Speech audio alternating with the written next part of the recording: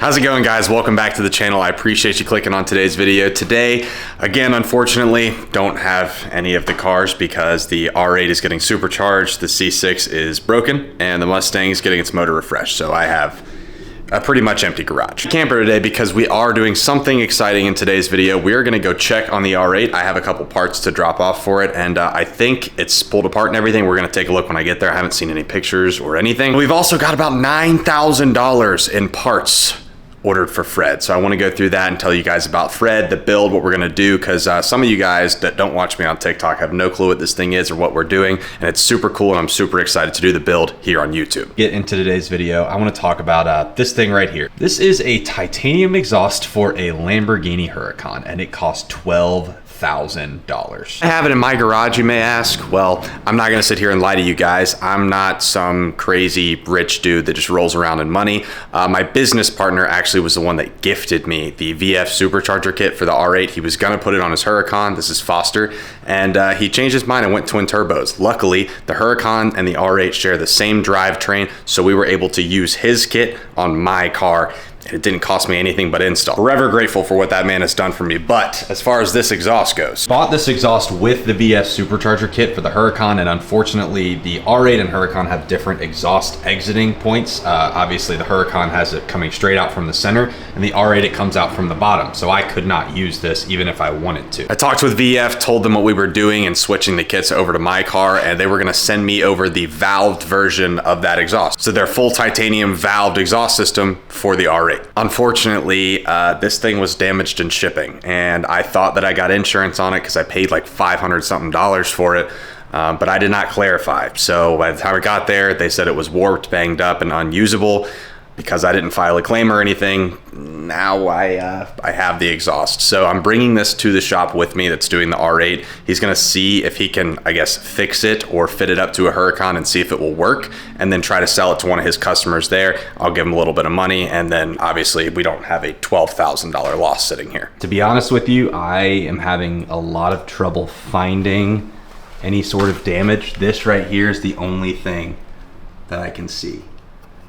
Other than that, I don't see much, and he didn't either when I sent him pictures, the guy that's installing the supercharger kit. So we're gonna bring this thing to him, see if it is damaged, if he can work his magic. If not, hopefully just find us a customer, because obviously we have no use for this. But I'm also gonna bring this thing to him. This is how we're going to tune the R8. I'm not 100% sure what we're doing tuning wise yet. If I'm gonna go with a custom tune or a VF tune, I'm still kind of on the fence with that. And I'm super excited to see the car. It's been like a month since I saw it, and I guess it's gonna be a little scary seeing it all torn apart, but I'm super excited for the finished product. I've never in my life driven a supercharged V10, so I'm sure this experience is going to be insanity. Got the exhaust loaded up in the back of the Kia. We are still gonna do an exhaust. For right now, it's just gonna be the stock exhaust, but catless. I'm actually waiting because I'm working with Valvetronic. I'm sure you guys have heard of Valvetronic. They are producing like a whole new system for the R8s, and they want that car to be one of the first ones with it. So I've heard it. It's insane. I'm super excited for you guys to hear it. But for now, because I don't have the exhaust, we're just gonna run stock. It'll still be super loud and sound fantastic. I mean, it'll be a catless V10 with a supercharger right behind us, so it's gonna be badass either way. But I do have a plan for an exhaust, just not that one and not now. I'm thinking like 3 to 6 months is what they said. Which honestly, I kind of need a 3 to 6 month break, man. From spending money, that is. Right now, I am just, everywhere I look, I swear I'm spending a couple $1,000s. Building Stangry up, which is the drag car. Once you get to a certain point, I mean, that car ran in the 7s. Everything you touch on it is $5,000, $10,000. So we're doing the whole standalone ECU, working with Holly on that as well. That's a pretty penny. Fred, we're doing the whole Fred build. Like I said, that's I think like $9,000 in parts, also from Holly, and then obviously a bunch of LS swap stuff.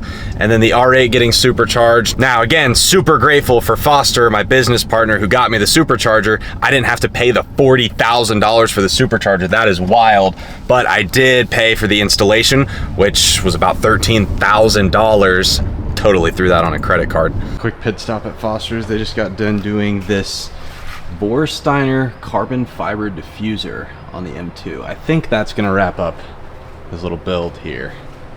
He's got the full kit now. He's got the carbon trunk. He's got the carbon diffuser, little carbon pieces back here. Side skirts. Front end looks pretty crazy. If these cars didn't sound like farts, I would want one.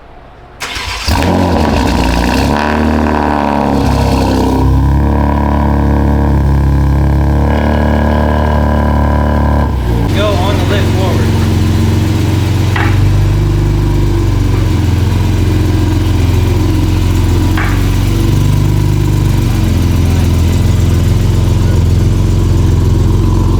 If it sounded as good as it looked, dude. Someone saying it looks really good with this footer. Ah, he's off-road. Moment of truth.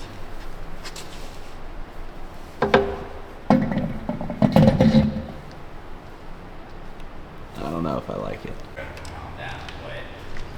I'm not saying it looks bad. It needs a bigger space or it's fucking insane.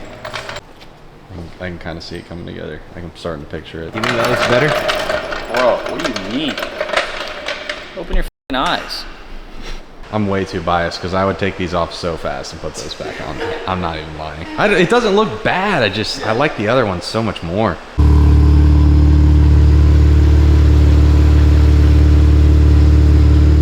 It's pretty high. It's pretty high. I'll give it to him. He's iced up.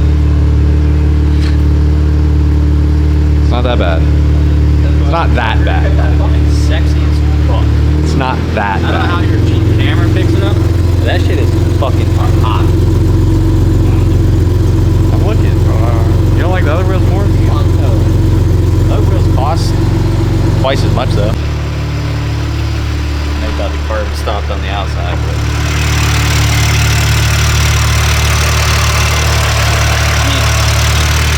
I mean, look.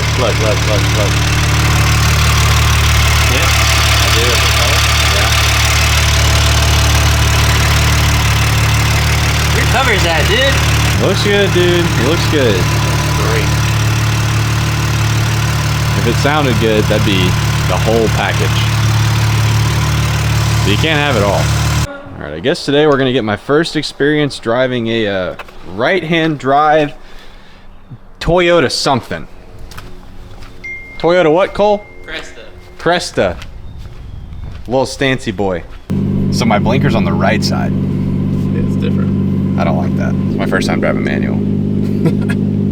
Come on, bro, you got it. I gotta feel it out, dude. Whoa. This white smoke from us. 100%. I'm gonna feel really bad if I scrape it and you're in the car. You're not gonna scrape it. You sure? You'll be fine. You're 100% sure? I promise. It takes a little bit to get used to, but you'd be surprised, like 2 or 3 days, and it's like a normal car. So what does this side do? Nothing? It's like the windshield wipers and all that jazz. I'm not gonna drive like crazy. I refuse. They are coming in hot though. Damn. That sounds pretty sick though. I didn't know it did all that. There's like 3 shorties in the car filming us, bro. That's so awkward.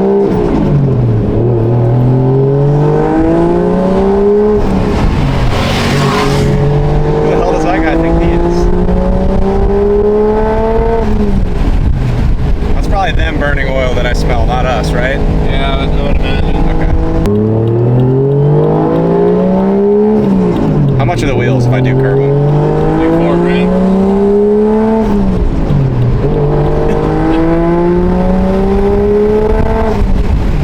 That is badass. I give you that. That is sick. Where can I turn? Just do it here. You're fine here. Oh God. Whoa! Sorry. Buddy, whoa! I knew we had that the whole time. Oh yeah. Oh yeah. Dude, I may need to get me one of these things. They're fun. I just don't like the. The right-hand drive. The right-hand drive is so weird to me. God, yeah. It's your turn. It's your turn.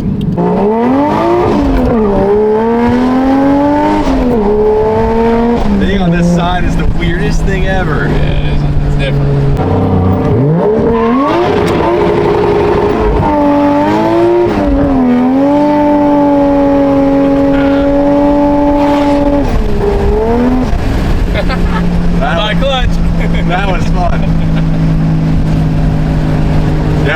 does smell like rubber.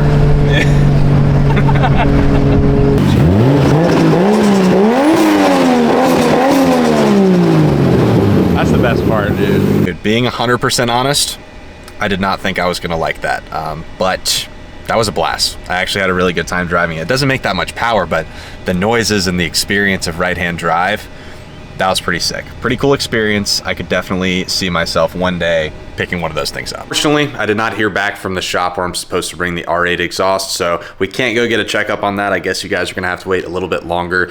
So do I, to get an update on that thing. I'm hoping it's done soon because it's been gone for literally over a month now. But before we do end this video off, I want to talk about all of the parts and the project that we have going on for Fred back here. So for those of you who don't know, this is my boy Fred. He is a 1988 C2500. To get a quick backstory or summary on Fred here, I know to a lot of you guys it probably just looks like an old rusted out truck, but for me, Fred is a lot more than that. Fred has been in my family for over 30 years. This was my grandfather's truck. He unfortunately passed away and he left this truck down to me. Now, by the time I actually got it, it had been sitting for roughly 5 years. So it didn't start. When it did start, all the brakes locked up. I mean, it was a struggle to get this thing started, especially because I have no clue what I'm doing. I've never hidden that from anybody. I'm not mechanically inclined at all. I don't come from a family that worked on their own cars. We always just brought it to the dealership. So this is gonna be my first in-depth really anything when it comes to cars, and it's a full-blown LS swap. When I got the truck, I just needed it to bring me from point A to point B. It broke down on me probably 15 times. I had to get the thing towed every single time because again, I'm clueless when it comes to this stuff. So now that I have other cars, I have other projects, I want to get Fred right. This doesn't only mean a lot to me, it'll mean a lot to my family. My grandmother is super excited to see what I end up doing with Fred because I told her I was going to try and restore him. This is literally the truck that brought all of my mom and her siblings to their different practices. When I tell you this truck has been in my family for so long, so I want to make sure this is done right and well. As far as Fred's current state, I did swap out the front grille actually, so all the headlights, running lights, turn signals, all that is new, plus we have the nice new shiny grille, but all of this stuff has a fair bit of mileage on it. This is all original to the truck from 1988, except for our AC compressor right here. I had to get a new one of these. I moved to Florida and I could not live without the AC. So all this other stuff, I mean, dude, it leaks oil, it burns oil. Every like 800 miles, the serpentine belt snaps off and gets all caught up and I get stranded. It just needs to be swapped out. Every single seal leaks, it's burning, it's leaking. So we're gonna do a full LS swap and we're gonna do it the right way. Let's see if I can get old Fred to start up for us today. All right. Starts up no problem, baby. So Fred currently has 250,564 miles, 250,000, man. I'm gonna obviously make full dedicated videos to Fred getting all this stuff done. Again, I'm gonna try to do it mostly myself, but that's gonna be with the help of somebody. His name is Jeff. He is actually supplying me the LS for Fred. He watches all my TikToks and he wanted to give the LS to me. That's what he does for a living, I guess, is LS swaps. So obviously I'm not gonna turn that down. The LS is, I think, out of a 2004 or something. It's a 5.3 iron block. It has a stage 2 BTR truck cam. So that's gonna be pretty sweet. And then all the bells and whistles for that. But as far as the actual, you know, the rest of the entire parts list, a lot of it is coming from Holley Performance. Now, anytime I think of LS swaps, I always think of Holley because every time I've seen videos of people doing it, I typically see them using Holley. So I reached out to Holley, see if they had any interest in working with me on the Fred build, and they were super about it. So I have a super long parts list that I want to show you guys right now to go over what parts we have coming for Fred. I'm super, super excited. This truck is gonna be so sweet. So I got the list on my phone right here. I'll just read it off to you guys. Starting off, we have the Holley Terminator X Max. So that's gonna be the actual ECU. The coolest thing is we're gonna be able to use my stock gauges right here. It's probably my favorite part about the truck. They're super cool, especially at night. Everything lights up in neon green. but I like the gauges, and we're gonna be able to use those with the new ECU. Valley cover, the mid-mount accessory system. It's like a large chunk of what my parts list was prior to talking to Holly, so that's gonna be super, super big. It also looks really good. I've heard great things about that, so that's exciting. Intake manifold, we have the Sniper EFI High Ram in black. Oil pan, dipstick, RTV, we have gaskets, the coils, the valve covers. We got black valve covers. Those looked super cool, so I had to. And then the injectors also. So there's literally like a $7,000 parts list from Holly. So I'm super excited to work with them. Thank you, Holly, for getting this done. I know that myself, my family, and everybody watching is gonna think this is gonna be super cool. I also forgot to mention we're doing a 4L80. I didn't get that from a specific company, to be honest with you. I got that one off of Marketplace. So 4L80, 3200 stall converter, 5.3 iron block with a stage 2 truck cam, and then a bunch of Holly stuff. That's pretty much the gist of it. As far as a timeline, I'm not 100% sure. I'm waiting on some parts to come in, and then I need to time it right with Jeff because he's coming from Ohio to help me do the install. But I wanted to walk you guys through my plans for it so that you could also help me and give me any sort of tips that I may need before, you know, tearing into this thing, because again, I don't know what I'm doing. Any of y'all's tips or pointers are appreciated. Either way, again, I know this video is kind of all over the place. I'm still waiting for all my cars to come back as well as parts to show up for Fred. This one thing I want to fix is that this window never closes, so there's always just air blowing through it, and it really pisses me off. But I hope you guys are excited for all the projects as I am. There's a lot going on, a lot of cars, a lot of parts, and unfortunately a lot of money. So I do appreciate all the support, everybody that watches the videos. That helps me out tremendously. So I think that is going to wrap up today's video. Hopefully next one we're getting a car back. Don't know which one, but hopefully one of them. But that is going to do it for today's video. Hope you guys enjoyed. I'll see you in the next one. Peace.